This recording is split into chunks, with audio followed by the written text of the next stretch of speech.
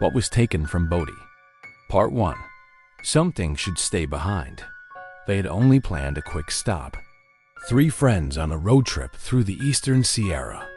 The route wasn't fixed, but Sam had insisted they take a detour through Bodie, a well-known ghost town nestled between dry hills and forgotten roads. It's not even that far. A couple miles off the highway, he argued. Rachel, who was driving, hesitated. The place didn't appear on their GPS. Nate joked that that was exactly what made it interesting. By the time they reached the entrance sign, the sky was already tinged with gold. The light made everything feel older, not just abandoned, but preserved in some strange, unspoken state. It looks staged, Nate said, filming with his phone. Like we're walking into some tourist attraction pretending to be spooky. But the silence was too complete. There were no guides, no fences, just dirt roads, cracked wood, and a chilling stillness that went far beyond the absence of people. The 3 split up to explore. Rachel walked past the church, noticing her own reflection in one of the windows. But something made her stop. She couldn't see her reflection blink. When she stepped forward, it was gone. Sam entered one of the old houses. The floors creaked, but didn't give in. He found a rusted door lying loose near a shelf, and behind it, a padlock, old and oxidized. He picked it up without thinking and shoved it into his backpack. Just a souvenir. Nate went farther, near a small cluster of collapsed buildings. He swore he heard footsteps behind him, but when he turned, it was just wind. He kept filming. Later, they met up again by the car. Everyone was quiet. Rachel smiled nervously. Sam avoided her eyes. Nate hadn't stopped recording since they arrived. They left Bodie before nightfall. About 2 miles down the road, Sam opened his backpack to grab a water bottle. The padlock was still inside, heavier than before. "I think I took something I shouldn't have," he said. Rachel, focused on the road, didn't answer. "You mean like, legally?" Nate joked. But no one laughed. That night, they camped in a state park, far from any town. The wind howled outside the tent, but it wasn't the cold that kept Rachel awake. It was the feeling that something or someone was still with them. Part 2. The road that loops back. The next morning, they packed up early. Rachel drove. Sam sat in the back, unusually quiet. Nate had stopped filming. He said the battery died, but he hadn't tried to recharge it. "Let's just get to the next town," Rachel said. "Someplace normal." Sam finally spoke. "I think we should go back." Rachel frowned. "What?" "The padlock. I shouldn't have taken it." "Then mail it back. Throw it away." Sam shook his head. "I don't think it works like that." They drove in silence for nearly an hour. Nate kept looking out the window, then checking his phone's map. "This doesn't make sense," he muttered. "What doesn't?" "We've passed this same hill 3 times. Rachel laughed nervously. "You're just tired." "No," Sam interrupted. "He's right. I remember that bent sign by the fence. And that weird tree with the split trunk." Rachel's hands tightened on the wheel. She pulled over. They got out and looked around. Nothing but open land. Desert brush. That same wind. But then they saw it. The Bodie sign. Exactly as they'd left it. "No way," Rachel whispered. "We drove away from this." "We never turned around," said Nate. "But here we are." Sam opened his backpack. The padlock was warmer than before, like it had absorbed heat, but hadn't been in the sun. "I don't care what this is anymore," he said. "I'm putting it back." "Now?" Rachel asked. "Yes." He turned and began walking back toward the town. Nate looked at Rachel. "We can't just let him go alone." Reluctantly, they followed. The dirt path into Bodie was the same, and yet different. The buildings stood where they had before, but something in the air had shifted. It wasn't just old. It felt awake. Sam led the way to the house where he'd found the padlock. The door was open this time. It had been shut before. And inside, The dust wasn't settled. Footprints marked the floor, some too large to be theirs. They reached the back room. Sam placed the padlock on the shelf where he thought he'd found it, and that's when they heard it. A knock from inside the walls. 3 short hits, then silence. "Let's go," Rachel whispered. They ran out of the house. But as they stepped back onto the main road, Nate stopped cold. Across the street, nailed to a wooden post that hadn't been there before, was a sign. Freshwood. Black letters. Hand-painted. "Nothing leaves Bodie. What's taken stays. What's returned must be replaced." Part 3. No one leaves empty-handed. The car rolled back to Bodie's entrance like it had been pulled by invisible threads. No one spoke. The sun was already high, but the town looked darker, as if the light itself avoided certain places. "This isn't normal," Rachel whispered. "There's no way we still had enough gas to get back here," Sam muttered. "We drove nearly 2 hours. And the gauge never dropped," Nate added. "None of this makes sense." They stepped out of the car quietly. The building seemed different, not just in shape, but in position. Like they had shifted slightly, subtly. Even the church was off, its shadow leaning the wrong way. Nate walked slowly, scanning the area like someone half recognizing a dream. Then they saw it. A new sign nailed to a post in the middle of the street. The wood was weathered, but the paper tacked to it looked fresh, untouched by time or wind. Rachel read it aloud. "Nothing leaves Bodie. Who takes, stays. Who returns ... trades places." Sam narrowed his eyes. "Trades with who?" A gust of wind answered, followed by the distant sound of a door slamming shut. Or maybe something heavier. They followed the sound toward a house that had been completely boarded up before. Now, the front door stood wide open. It was the same house where Sam had taken the padlock. Nate stepped forward, holding the lock. Rachel grabbed his arm. "Don't go in. I have to." "Nate, I shouldn't have taken anything." He walked in. The air inside felt heavier. No wind, no sound. The wooden floor didn't creak. It absorbed his footsteps. At the end of a narrow hallway, there was a table. On it, a single object.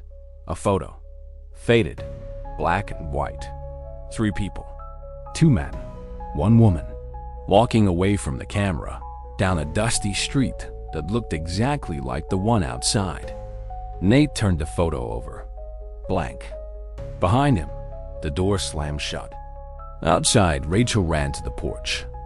"Nate?" No answer. Sam tried the doorknob. Locked. The wood was cold. Too cold for the sunlit day. "Nate, open the door." "This isn't funny." Then, a dull knock at the window to the left. Rachel turned. Inside, behind the glass, a face. It looked like Nate. Same jacket, same hair. But the eyes, empty, still. He raised his hand and pressed it against the glass. Rachel saw her reflection there, but she wasn't alone. Someone was standing behind her. She turned around. No one. Sam was already backing away, and the town, behind them, was shifting again. Part 4.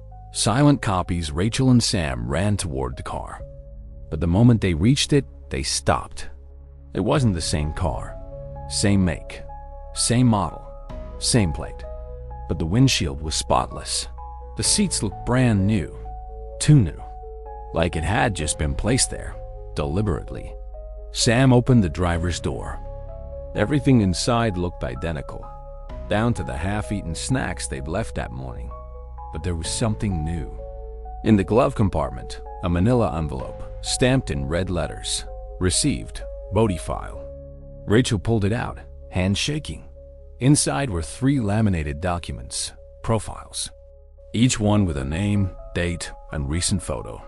Sam, Rachel, and Nate. Each form ended with the same lines. Object removed. Yes.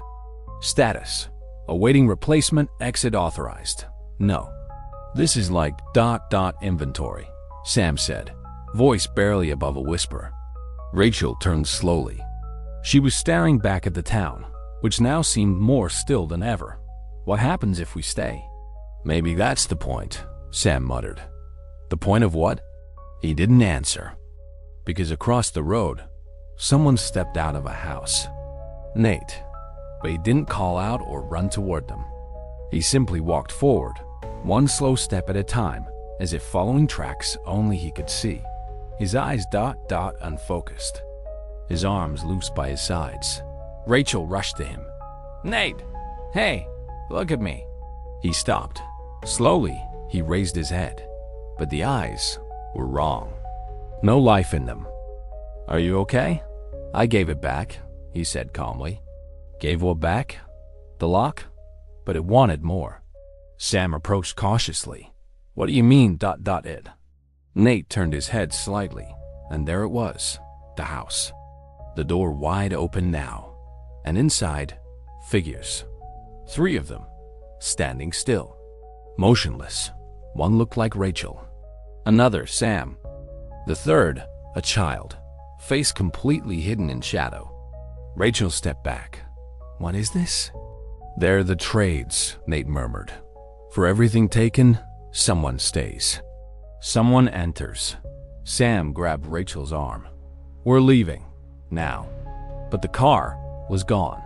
Where it had been seconds ago was now a simple wooden fence, just like the others around town. And on top of it, the envelope. Sealed again, this time with a new stamp. Replacement in progress. Part 5. The ones who stay. Rachel couldn't tell if it was day or night. The sky was still light, but time ... had stopped. No shifting shadows, no birds. Even the wind, once sharp and constant, now seemed to pause like it was listening. She and Sam moved quickly, but every street seemed to lead back to the last. The houses were repeating. We've passed this same window 3 times, Sam said, pointing at a cracked frame. Maybe they're changing. Maybe the town is ... rearranging us. Rachel stopped. What if that's it? What if Bodie isn't stuck in time like they say, but alive? What if it chooses who comes and who leaves? Sam looked around, scanning rooftops and doorways. And what if this isn't even the real Bodie anymore? Then, behind a crooked building, they saw something new. A concrete staircase leading down. They hadn't been there before. They were sure of it. Suddenly, Nate appeared again, coming from between 2 collapsed sheds. That's where you need to go, he said, pointing to the stairs. You're not you anymore, Rachel said cautiously. Maybe not. He looked at her, then added, but I still know one thing. There's a way out. Only one. What is it? Another trade. Sam stepped forward.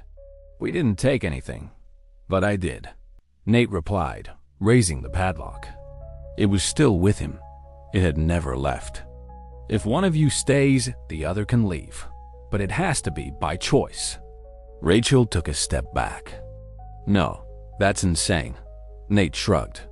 Everything here is insane, but the rules don't care. And who says it works? He didn't respond. Instead, he turned and started down the stairs. Rachel looked at Sam. Do you believe this? No, but I don't believe what we're living either. They followed Nate. The staircase went down far deeper than it should have.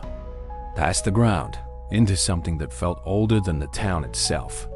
At the bottom, a hallway, dimly lit by a dull amber glow with no clear source. The walls were covered with small objects. Buttons, coins, chain links, notebook pages, each tagged with a name. Some names had already faded. At the end, a door, and on the door, a mirror. But their reflection wasn't theirs.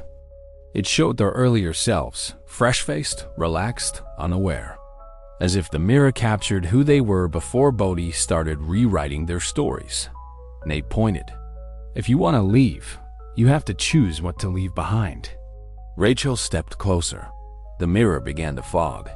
And if we don't choose? Then Bodie chooses. Part 6. The weight of the trade. Rachel stood frozen in front of the mirror. The images showed them as they were before stepping into the unseen boundary of the town. Younger, lighter, as if Bodie had added something to them. Or maybe taken something away. Sam approached quietly. There's no way back now, is there? Nate didn't answer. He walked over to a small table against the far wall. On it were 3 objects. The rusted padlock, the envelope with the files, a small piece of wood with Rachel's name written by hand. She touched the wood. It felt smooth, like it had been freshly sanded, despite its old appearance. Was this here before? Everything in Bodie has always been here, Nate murmured. It just depends who's looking. Rachel looked back at the mirror. Her reflection had started to double. Now there were 2 Rachels, one still serious, her face marked by tension, and the other beside her, calm, almost distant, like she was still on the first day of the trip. Sam took a step back. His reflection began to do the same, and when Rachel turned her head, Nate was gone, but the padlock remained, and the envelope now had a new laminated sheet on top of the others. Sam picked it up. It was Nate's form, but the status had changed. Object returned. Yes, replacement secured. Confirmed status. Closed. Sam looked around. He stayed? Rachel just nodded. The mirror now showed only 2 reflections, but they didn't feel like copies anymore. They were watching, like sentinels of a place that never truly shut down. Then the mirror flickered, just once, like a lens hit by direct light. And when the light faded, the door behind them stood open. Outside, the sky looked different. The wind had returned, but the streets were empty again. Rachel took a deep breath. We need to leave before the town changes its mind, Sam agreed. They ran. Past the silent houses. No creaking, no movement. Only the road ahead, open and dry. And the car was there again. But on the hood, a new notice. Exit status. Incomplete return approved. Conditional record open. One still remains. Rachel looked at Sam. What does that mean? Maybe something's still here that never belonged to us.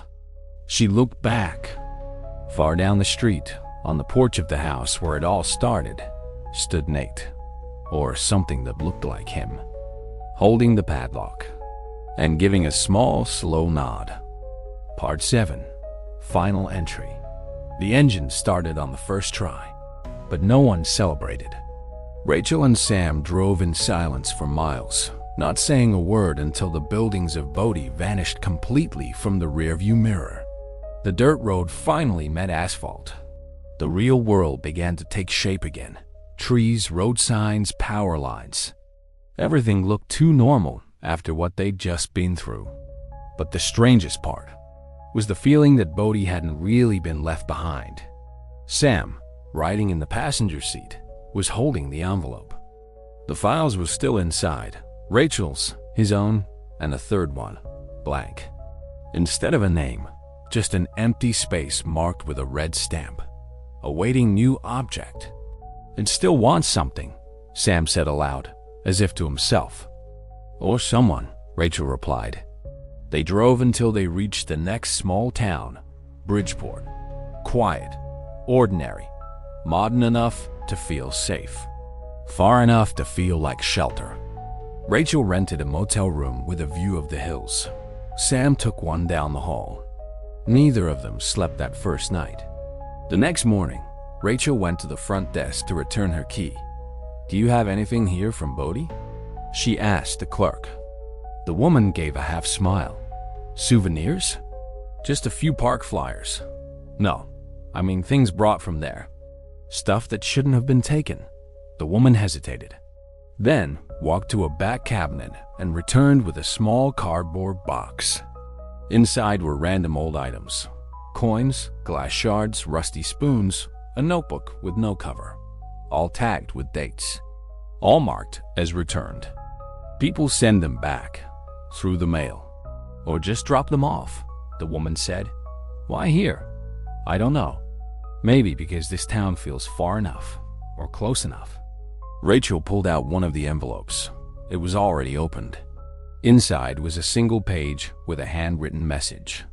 I wasn't the one who took it, but I'm the one paying for it. She returned it to the box, thanked the woman, walked out in silence. Back in the hallway, she passed Sam. He was holding the same envelope from Bodie. There's something weird, he said, eyes distant. What? The third file. It changed.